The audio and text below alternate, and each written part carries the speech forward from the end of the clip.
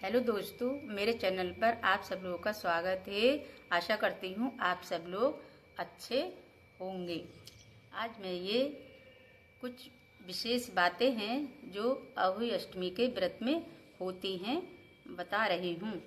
अहोई अष्टमी का व्रत हिंदू धर्म का एक खास पर्व है जो विशेष रूप से माताओं और बहनों के द्वारा बच्चों की लंबी आयु, समृद्धि और खुशहाली के लिए मनाया जाता है। और ये व्रत कार्तिक मास के कृष्ण पक्ष की अष्टमी तिथि को किया जाता है। इस साल ये व्रत 24 अक्टूबर दिन गुरुवार को रखा जाएगा, यानी कि कल ये व्रत रखा जाएगा। सुबह से शाम तक महिलाएं, बहनें, माताएं सब इस व्रत को अपने बच्चों के लिए, लंबी आयु के लिए करती हैं। अब मैं इसके बारे में कुछ विशेष जो बातें हैं वो मैं बता रही हूँ। अहोई अष्टमी व्रत के दिन इन बातों का विशेष ध्यान रखना चाहिए सभी बहनों को, माताओं को। व्रत की विधि और पूजन सामग्री। व्रत करने से पहले व्रत की विधि को जान लेना आवश्यक होता है। अहोई माता की पूजा के लिए विशेष रूप से पूजा सामग्री जैसे पूजा में क्या क्या होना चाहिए उसके बारे में मैं बता रही हूँ। जैसे दीपक जलाना चाहिए, घंटी होनी चाहिए बजाने के लिए, शंख होना चाहिए, कुमकुम होना चाहिए तिलक लगाने के लिए माता के लिए, कपूर होना चाहिए, ये फूल होने चाहिए। कोई से भी, कई तरीके के फूल होते हैं, कोई से भी आप ले सकते हो, जो भी आपको फूल हो आपके पास, या मोल मंगा सकते हैं। कोई भी तरीके के फूल मतलब कर ले लेते हैं। और ये दूब घास है, दूर्बा, इससे गणेश जी की पूजा होती है। ये दूर्बा भी रखना बहुत जरूरी होता है। तो इस तरीके से ये सामग्री इसमें रख लेते हैं।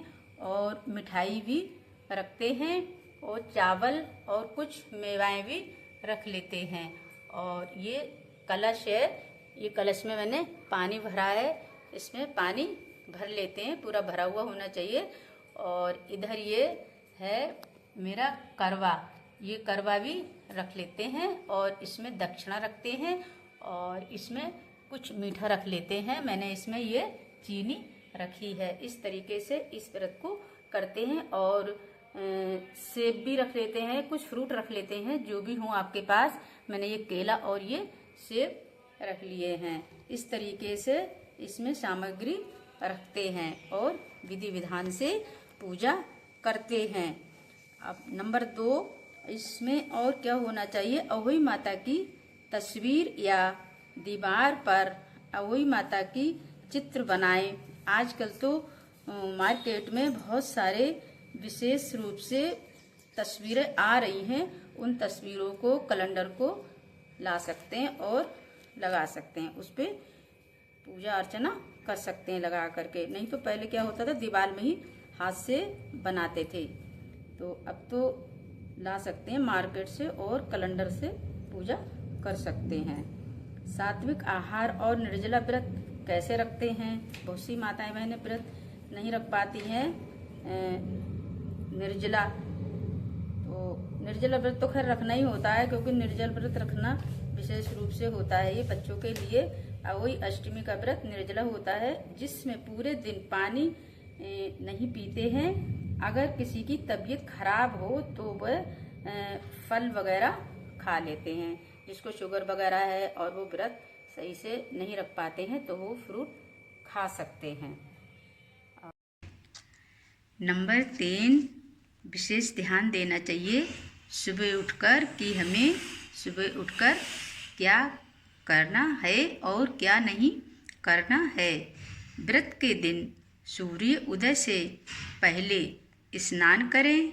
व्रत की शुद्धता बनाए रखने के लिए सूर्य उदय से पहले स्नान करें और स्वच्छ साफ वस्त्र, कपड़े धारण करने चाहिए।